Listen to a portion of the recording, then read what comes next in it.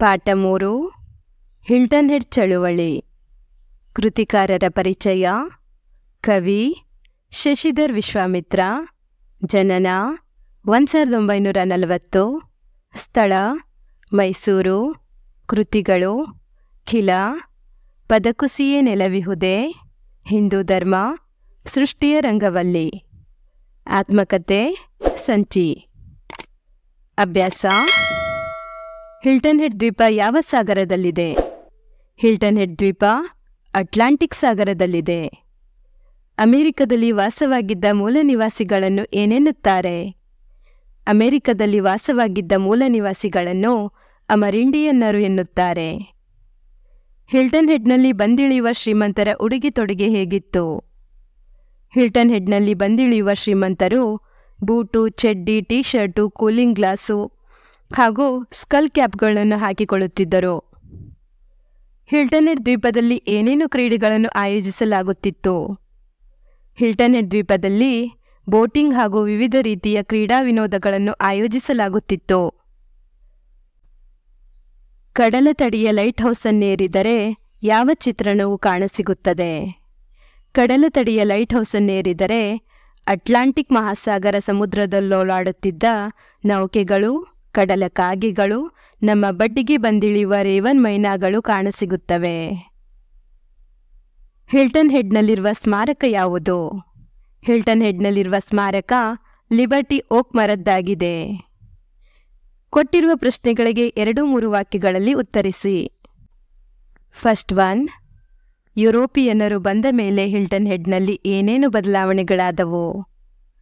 ಯುರೋಪಿಯನ್ನರು ಬಂದ ಮೇಲೆ ಹಿಲ್ಟನ್ ಹೆಡ್ನಲ್ಲಿದ್ದ ತೋಟ ತುಡಿಕೆಗಳ ಬದಲು ಸೀ ಬೀಚ್ಗಳು, ಹೋಟೆಲ್ಗಳು, ಸ್ಟೇ ರೂಮ್ಗಳು, ಗಾಲ್ಫ್ ಕೋರ್ಸುಗಳು ತಲೆ ಎತ್ತಿದವು.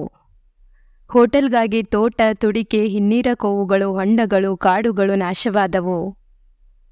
ಕಾರು, ಪ್ಲೇನು, ಹೆಲಿಕಾಪ್ಟರ್ಗಳಲ್ಲಿ ಬೂಟು, ಚಡ್ಡಿ, T shirt, cooling glass, skull cap ತೊಟ್ಟ ದುಡ್ಡುಳ್ಳ ಅಭಿಮಾನಿಗಳ ಆಗಮನವೂ ಹೆಚ್ಚಿತು.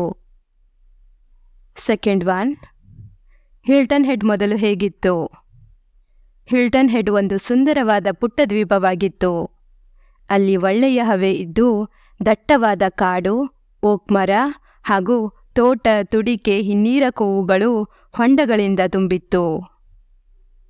ನೆಕ್ಸ್ಟ್ 1. ಹಿಲ್ಟನ್ ಹೆಡ್ ಸ್ಮಾರಕದ ಬಗ್ಗೆ ವಿವರಿಸಿ. ಇದು ಲಿಬರ್ಟಿ ಓಕ್ ಮರ. 50ರ ದಶಕದಲ್ಲಿ ಪರಿಸರ ಸಂರಕ್ಷಣೆಗಾಗಿ ಜನ ಒಗ್ಗೂಡಿ ಪಣ ತೊಟ್ಟಿದ್ದು ಈ ಮರದಲ್ಲಿಯೇ. ಇದು ಸಂರಕ್ಷಿತ ಜಾಗ. ದಯವಿಟ್ಟು ಕಟಕಡೆಯ ಒಳಗೆ ಪ್ರವೇಶಿಸಬೇಡಿ ಎನ್ನುವ ಫಲಕವನ್ನು ನಟ್ಟಿದ್ದರು. ಈ ಮರದ ಪ್ರಸಿದ್ಧಿ ಎಷ್ಟು ಹರಡಿತ್ತೆಂದರೆ ಇದರ ಸಾನ್ನಿಧ್ಯವನ್ನು ಕಂಡು ಜನ ತಮ್ಮ ಕ್ಷೇತ್ರಗಳಲ್ಲಿ ಪರ್ಯಾವರಣ ರಕ್ಷಣೆಯಲ್ಲಿ ಚುರುಕುಗೊಂಡರು. ಹಿಲ್ಟನ್ ಹೆಡ್ ದ್ವೀಪದಲ್ಲಿ ಏನೇನು ಕಟ್ಟಡಗಳು ನಿರ್ಮಾಣಗೊಂಡವು? ಹಿಲ್ಟನ್ ಹೆಡ್ ದ್ವೀಪದಲ್ಲಿ ಸೀ ಬೀಚುಗಳು, ಹೋಟೆಲ್ಗಳು, ಸ್ಟೇ ಹೋಮ್ಗಳು, ಗಾಲ್ಫ್ ಕೋರ್ಸುಗಳು, ರೆಸಾರ್ಟುಗಳು ತಲೆ ಎತ್ತಿದವು. ಜೊತೆಗೆ ಕ್ರೀಡಾ ಮೈದಾನಗಳು, ಬೋಟಿಂಗ್ ವ್ಯವಸ್ಥೆ ಹಾಗೂ ರಸ್ತೆಗಳು, ಸೇತುವೆಗಳು ನಿರ್ಮಾಣಗೊಂಡವು. ಹಿಲ್ಟನ್ ಹೆಡ್ನಲ್ಲಿ ಪರಿಸರ ಹೋರಾಟವು ಹೇಗೆ ಪ್ರಾರಂಭವಾಯಿತು? ಪುರಾತನ ಸಸ್ಯ ಸಂಪತ್ತು, ಹಳೆಯ ಕಾಲದ ಹೊಂಡಗಳು, ಹಿನ್ನೀರಿನ ಕೋವುಗಳು, ಓಕ್ ಮರ ತೋಪುಗಳು, ಕಡಲ ತೀರದ ಸಸ್ಯಗಳು ಮತ್ತು ಕಾಡಿನ ಮರಗಳನ್ನು ತೆರೆಯಲೇ ಕೂಡದು ಎನ್ನುವ ಚಳುವಳಿಯನ್ನು ಆರಂಭಿಸಿದರು. ದುಡ್ಡು ಮತ್ತು ದೌಲತ್ತುಗಳಿಂದ ಪರ್ಯಾವರಣದ ಚಳುವಳಿಗಳಿಗೆ ಹಿನ್ನಡೆ ಆಗತೊಡಗಿದಾಗ ಕೆಲವು ಆಸಕ್ತರು ಕೋರ್ಟಿನ ಮೆಟ್ಟಿಲೇರಿದರು. ಒಬ್ಬ ನೆಲದಳ್ಳಾಳಿ ಪರ್ಯಾವರಣ ಆಸಕ್ತರೊಡನೆ ಸೇರಿ ಚಳುವಳಿಯನ್ನು ಆರಂಭಿಸಿದರು. ಬಿಟ್ಟ ಸ್ಥಳ ತುಂಬಿರಿ.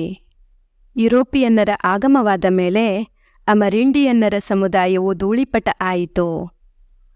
ಅಟ್ಲಾಂಟಿಕ್ ಸಾಗರವು ಅಮೆರಿಕದ ಪೂರ್ವ ಭಾಗದಲ್ಲಿದೆ. ವಿಧಿಯಿಲ್ಲದೆ ಕೊನೆಗೆ ನ್ಯಾಯಾಲಯದ ಮೊರೆ ಹೋಗಬೇಕಾಯಿತು.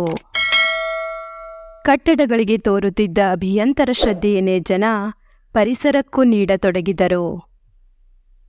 ದ್ವೀಪದ ಸೌಂದರ್ಯವನ್ನು ಹೆಚ್ಚಿಸಿಕೊಳ್ಳಲು ಮೊದಲು ಎಲ್ಲರೂ ಸೇರಿ ಮಂತ್ರಾಲೋಚನೆ ನಡೆಸಿದರು. ಹೋರಾಟ ಮುಂದುವರಿದ ಬಳಿಕ ಹಿಲ್ಟನ್ ಹೆಡ್ ನಂದನವನದಂತೆ ಕಂಗೊಳಿಸತೊಡಗಿತು. ವಿರುದ್ಧಾರ್ಥಕ ಪದ ಬರೆಯಿರಿ.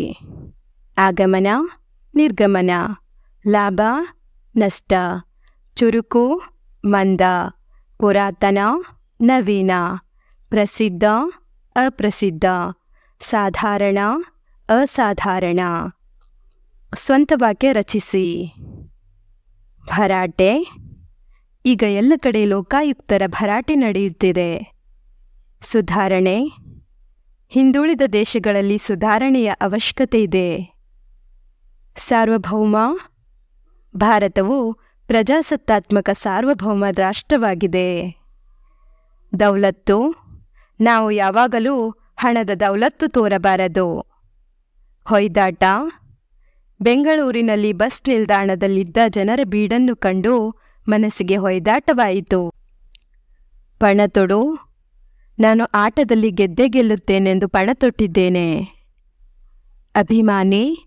ನಾನು ಪುನೀತ್ ರಾಜ್ಕುಮಾರ್ ಅವರ ಅಪ್ಪಟ ಅಭಿಮಾನಿಯಾಗಿದ್ದೇನೆ.